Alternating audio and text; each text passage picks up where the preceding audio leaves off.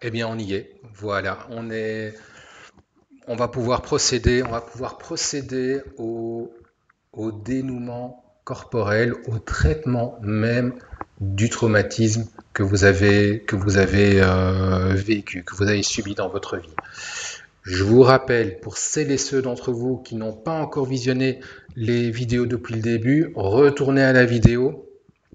Traitement du traumatisme par dénouement corporel. Reprenez cette première vidéo et suivez la séquence. C'est important pour comprendre le traumatisme, pour pouvoir préparer ce que vous allez vivre maintenant et pour pouvoir être le plus à même possible de faire un traitement efficace par vous-même et pour vous-même. Euh, Attention, ce que vous allez vivre maintenant en dénouement corporel va impliquer certaines choses. Ça va impliquer que, après le traitement ici, il est possible, il est probable que pendant 48 heures, vous ressentiez un peu du flottement. C'est tout à fait normal. Ce flottement, c'est un certain nombre de changements perceptifs qui font que vous avez remarqué que vous allez voir les choses un peu différemment, que vous allez penser différemment, que vous allez réfléchir différemment à certaines choses, et c'est tout à fait normal. C'est parce que il y a du changement en vous, vous allez pouvoir l'accueillir. Ça, c'est une chose. Une deuxième chose, juste après le traitement, il est possible, il est probable que vous soyez un petit peu stone, que vous soyez un petit peu dans le gaz. C'est tout à fait normal aussi. Donc pour ça, euh, il est important que vous ne conduisiez pas, que vous ne preniez pas la route juste après. Question de sécurité. Question de sécurité également, ne faites pas le traitement ici si vous êtes sous influence de l'alcool ou d'une autre substance. Et également si vous avez des problèmes d'équilibre éventuellement. Ça se pourrait aussi. Pour le reste, bah écoutez, je vois rien de particulier. Si je pense à quelque chose, je le mettrai dans le descriptif de la vidéo ici. Voilà, on va pouvoir y aller. Préparation là maintenant du traitement. Vous allez pouvoir mettre votre téléphone portable en mode silencieux. C'est important, autant pas être dérangé à ce moment-là. Et vous allez pouvoir dégager un tout petit peu d'espace autour de vous. C'est bien si vous avez 1 mètre, 1 mètre 50, 2 mètres autour de vous. Que vous ayez un tout petit peu d'espace quand même autour de vous. Voilà. Vous allez pouvoir vous lever, vérifier que vous entendez bien ma voix, bien distinctement. Vous assurer que pendant les 20 minutes qui viennent, vous n'allez pas être dérangé. Vous allez pouvoir vous mettre debout.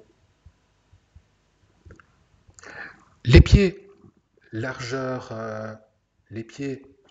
épaule. Si vous avez des talons aiguilles, c'est peut-être pas plus mal d'enlever vos godasses pour avoir une stabilité.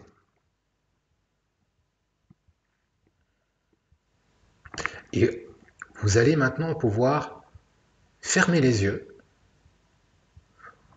ou avoir les yeux mi-clos. Les yeux mi-clos, c'est une possibilité aussi. En tout cas, l'important, c'est de pouvoir avoir cette expérience intérieure. Et vous allez, et c'est très important, prendre cet engagement envers vous-même. Les mouvements corporels qui vont venir doivent s'effectuer dans le respect de votre sécurité et de votre intégrité. Dans le respect de votre sécurité et de votre intégrité.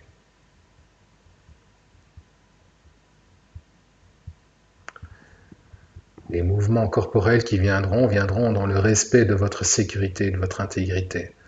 Ce que je vais vous inviter maintenant, c'est à faire résonner en vous la valeur qui a été bafouée. Dans la préparation, je vous ai demandé quelle est la valeur qui n'a pas été respectée en vous à travers ce traumatisme.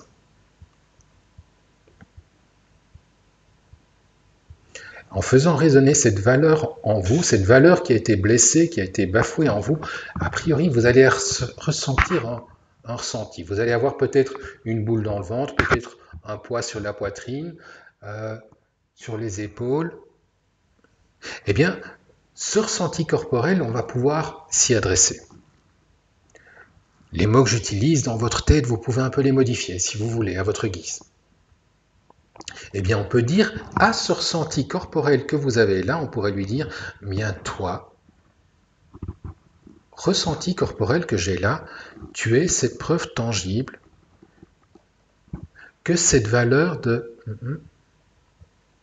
a été bafouée en moi, que cette valeur n'a pas été respectée. N'a pas été respectée peut-être par les autres, peut-être par la vie, peut-être par moi-même. Eh bien, ressenti corporel que j'ai là, tu vas pouvoir prendre le contrôle de mes mouvements corporels. Tu vas pouvoir prendre le contrôle de mes épaules, mes coudes, mes poignets, mes mains, mes doigts, mes jambes, mes pieds. Et tu vas pouvoir effectuer tous les mouvements corporels utiles ou nécessaires pour laver, nettoyer, pour purifier cette valeur et lui rendre en moi la place qui est la sienne, lui rendre en moi la place qui lui revient, lui rendre en moi sa place. Et vous pouvez simplement avoir le mental qui est d'une certaine manière dans l'observation des mouvements corporels qui viennent en vous.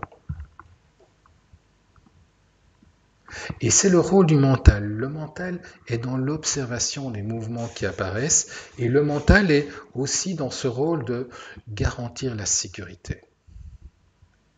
Et le mouvement corporel qui vient, vous pouvez le laisser apparaître en vous, apparaître dans votre bras, dans vos mains, dans votre colonne vertébrale, dans les jambes. Vous pouvez laisser apparaître les mouvements et vous pouvez les laisser agir.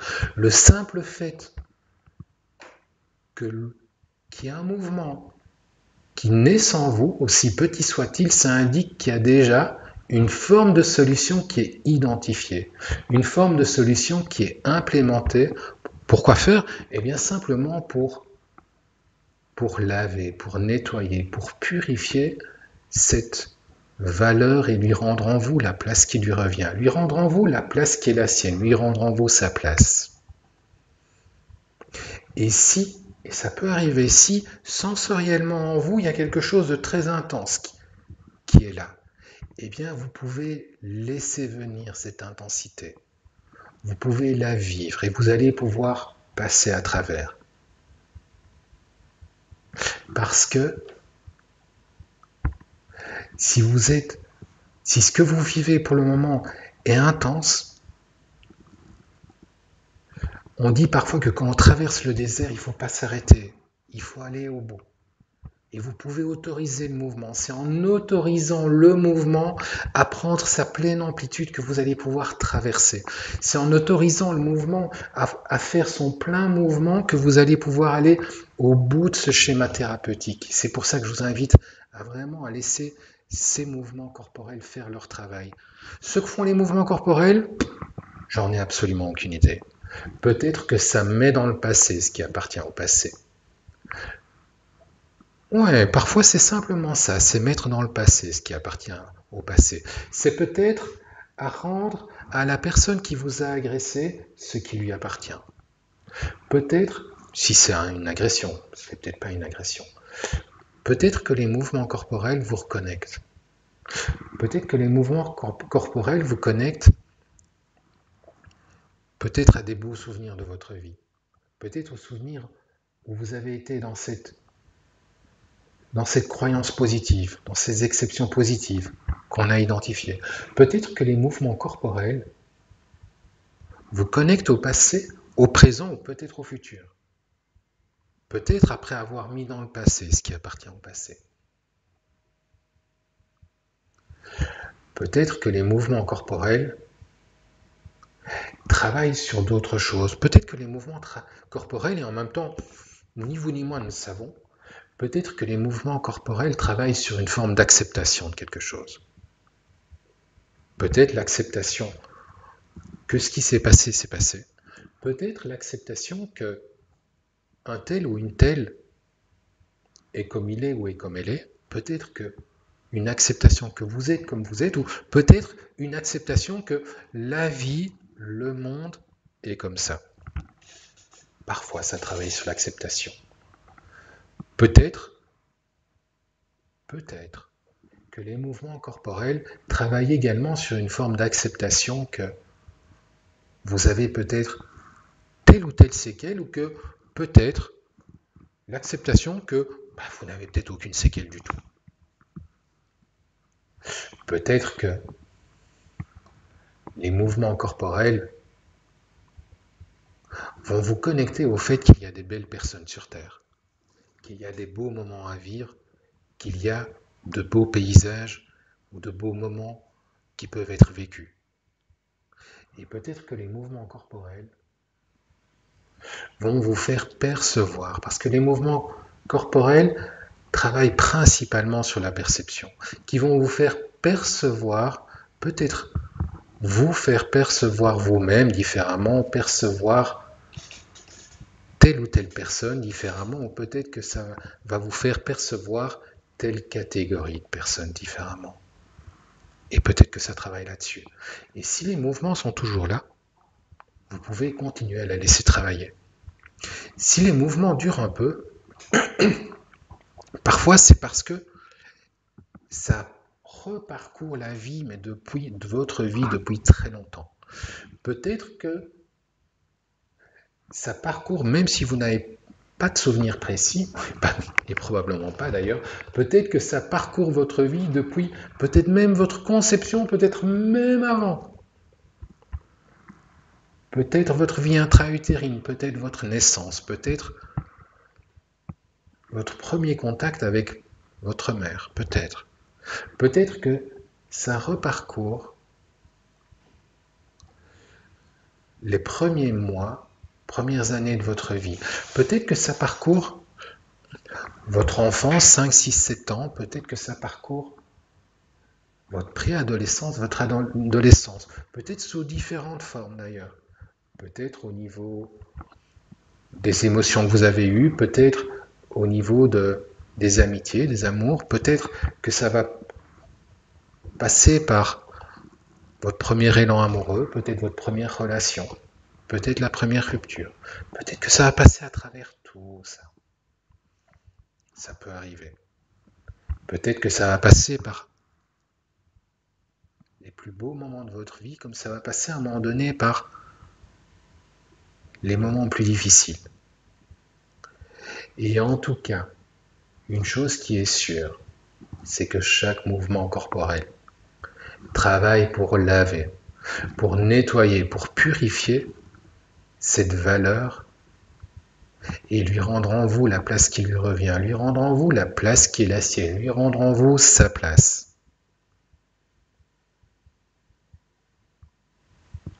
Et peut-être que les mouvements corporels travaillent, on pourrait imaginer, sur la hiérarchie des valeurs. Parce que parfois, il y a des hiérarchies de valeurs qui sont bizarres. Parfois, le respect de l'autre passe avant le respect de soi, parfois bien avant, parfois bien après, etc. Eh bien, peut-être que les mouvements corporels vont travailler pour remettre à plat ou peut-être réorganiser cette hiérarchie de valeurs pour qu'elle soit la plus harmonieuse pour vous. Et vous pouvez vraiment être dans la confiance que les mouvements corporels vont dans le bon sens. Pourquoi? Parce que naturellement, l'être humain est attiré par le positif, il est attiré par ce qui est bon pour lui. Et d'ailleurs, les mouvements corporels vont faire quoi? Vont trouver des solutions qui sont généralement simples et en tout cas respectueuses de vous, respectueuses de vos valeurs. Et je vais faire silence maintenant pendant quelques instants et vous allez pouvoir laisser continuer les mouvements corporels. Vous allez pouvoir les laisser continuer à travailler. Ils vont peut-être explorer des dimensions qui n'ont pas encore été explorées ici. Et vous pouvez simplement laisser travailler les mouvements. Ils travaillent pour vous.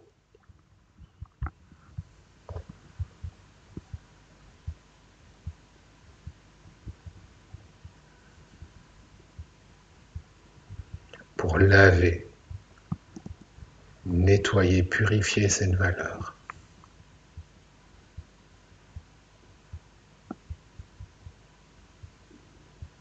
Et lui rendre en vous la place qui lui revient, lui rendre en vous la place qui est la sienne.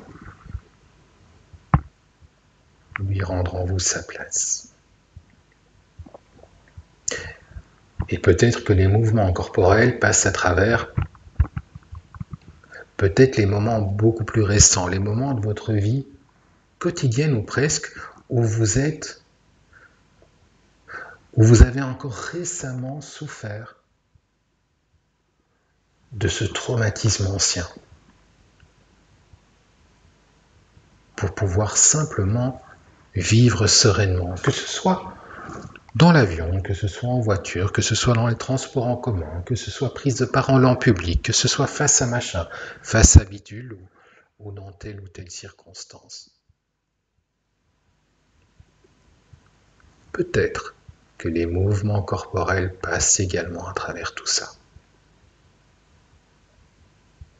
Et si par exemple les mouvements corporels, ça peut arriver, veulent faire comme pour vous agenouiller, par exemple, ou veulent aller vers le sol, laissez aller. J'allais dire prenez le risque, sauf qu'il n'y a pas de risque. Même s'il y a une partie de vous qui souhaite ne pas s'agenouiller, et peut-être que ça ne cherche pas, hein, on ne va pas induire.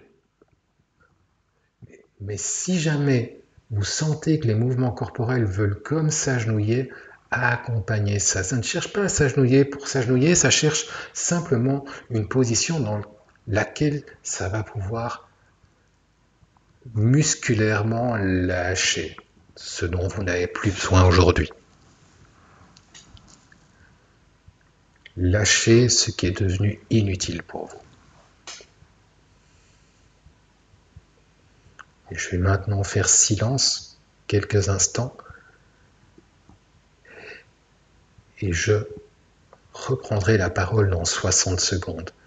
Et je vais inviter les mouvements corporels qui sont là à se terminer dans les 60 secondes.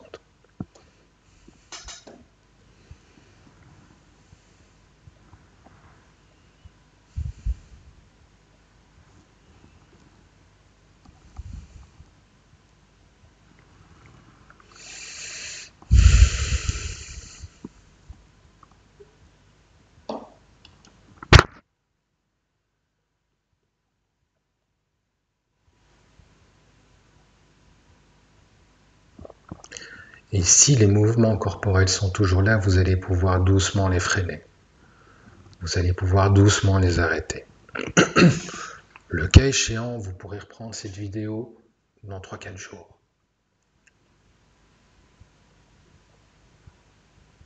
Le cas échéant, c'est une vidéo que vous allez pouvoir visionner une dizaine de fois au cours d'un mois. Pas plus.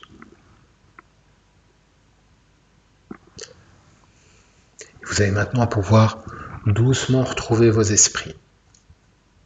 Doucement vous réapproprier tout votre être et sentir comment vous vous sentez.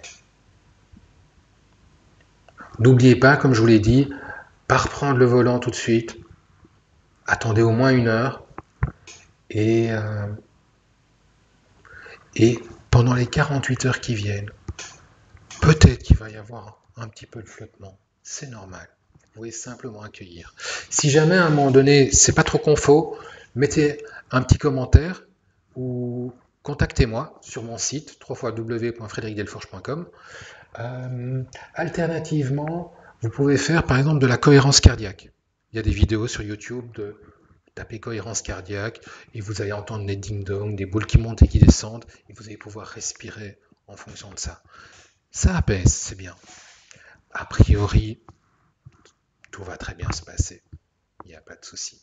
Ben voilà, j'espère que vous avez apprécié cette vidéo. Un petit like, un petit commentaire, ça fait toujours plaisir. Et je vous dis à très bientôt pour un autre dénouement. Bonne journée, au revoir.